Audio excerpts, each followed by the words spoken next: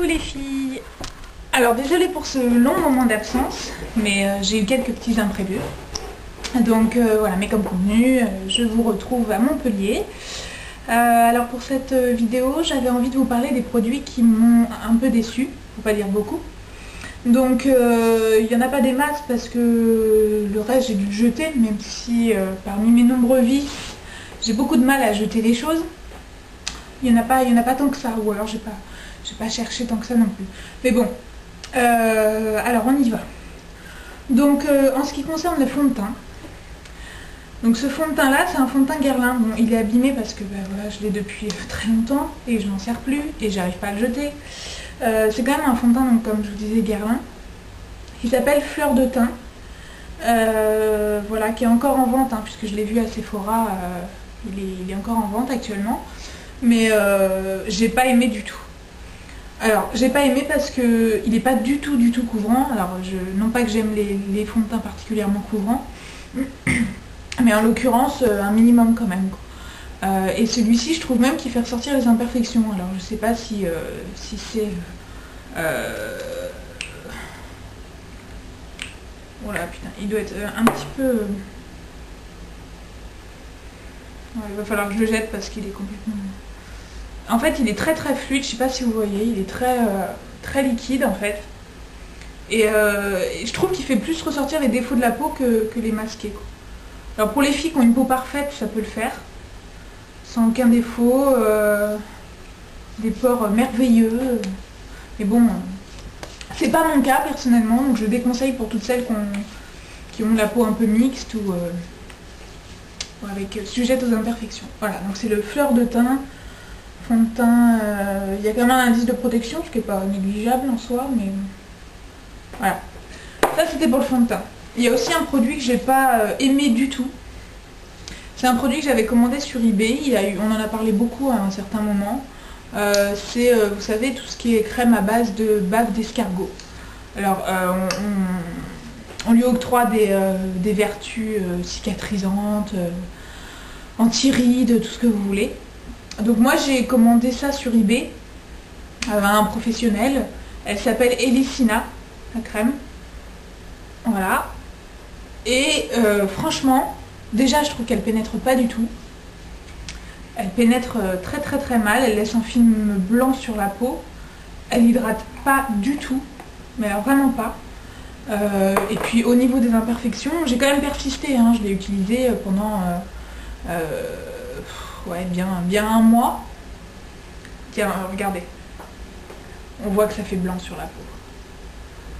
Et en fait, que dalle. C'était vraiment... C'est vraiment un gadget, quoi. Ça sert à rien, cette crème. Je vais la foutre en l'air parce que je peux même pas l'utiliser pour le corps, étant donné qu'elle a même pas de vertu... de vertu hydratante. Alors, produit aussi... Alors, pour celui-là, je suis partagée, en fait. Je me disais que j'allais vous le montrer puisque là on va arriver en période d'été et exposition solaire oblige. Je pensais que c'était pas mal de vous montrer ce que je pense de cet après-soleil. Donc c'est un après-soleil galénique qu'on trouve en parapharmacie. Voilà. Qui sent super bon. C'est vrai que l'odeur elle est vraiment... J'aime beaucoup l'odeur. Par contre, pareil, je sais pas si on va le voir là, mais je trouve qu'elle pénètre pas et elle laisse la peau. Donc moi je le mettais, l'été dernier je l'avais mise après l'exposition au soleil et le soir. Ouais, on voit pas très bien, je sais pas si vous allez voir quelque chose, mais en fait elle laisse un film hyper gras sur la peau. C'est pour le visage, hein, je sais pas si je voulais préciser, mais c'est pour le visage. Baume après soleil, visage anti-âge. Et ah oui, et elle peluche aussi. Quand on l'applique sur le visage, elle a tendance à faire des espèces de petites... c'est vraiment le mot, quoi, elle peluche. Des petites... comme si il y avait la peau du visage qui pèle, quoi. Et donc voilà, moi j'aime pas trop. Je trouve qu'il y en a des beaucoup mieux. Beaucoup mieux que ça. Voilà. Mais j'aime bien l'odeur, donc je m'en sers quand même, je ne l'ai pas jeté. D'ailleurs, il va falloir que j'arrête. Ouais. Alors ça, donc ça c'est savez, un produit pour les cernes, les poches et compagnie, qui s'appelle Garnier Nutritionniste Caféine Roll-On Yeux. Voilà, donc c'est un petit roll-on. Vous connaissez sans doute, hein, on en parlait pas mal, avec la petite bille au bout. Vous voyez que, je ne sais pas si vous arrivez à voir le produit, mais j'en ai utilisé très peu. Bah, je trouve que c'est un gadget, encore une fois. Dans les points positifs, on peut souligner l'aspect frais qu'il procure lorsqu'on l'applique. Ça peut être un plus.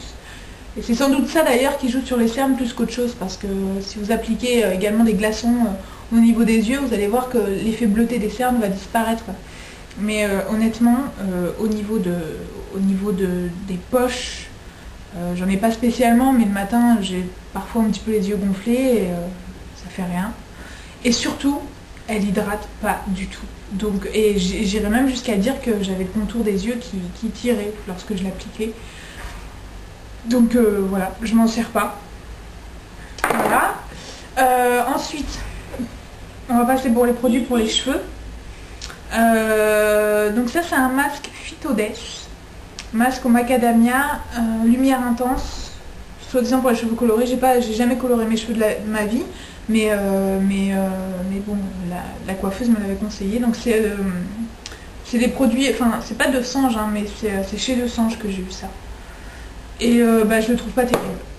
Je le laisse longtemps, je trouve qu'il n'a pas d'effet mirobolant, donc je le rachèterai pas. En plus c'est pas donné, hein, parce que vous achetez ça en coiffeur, je crois que c'est une vingtaine d'euros. Je le rachèterai pas. Voilà. Et puis ensuite, il y a ce rouge à lèvres là. Donc c'est un gloss, hein. C'est un gloss. L'Oréal Glam Shine 6 heures. Qu'on trouve en supermarché, également. Donc avec l'embout qui est comme ça. Et c'est pas que je l'aime pas celui-là. C'est que la couleur est très jolie. Elle est super jolie, c'est un petit peu... Bon là ça fait très rouge comme ça, on a l'impression que c'est vraiment foncé, mais moi j'en mets très peu. C'est qu'en fait, certes il tient très longtemps.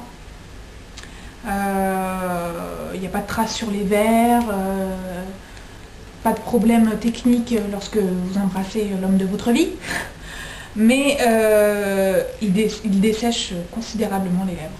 Je pense que c'est un peu le problème de tous les rouges à lèvres ou gloss qui tiennent très longtemps, c'est qu'ils dessèchent vraiment les lèvres. À la fin de la journée, j'ai les lèvres limite, vous savez, craquelées un peu, donc il n'est pas terrible.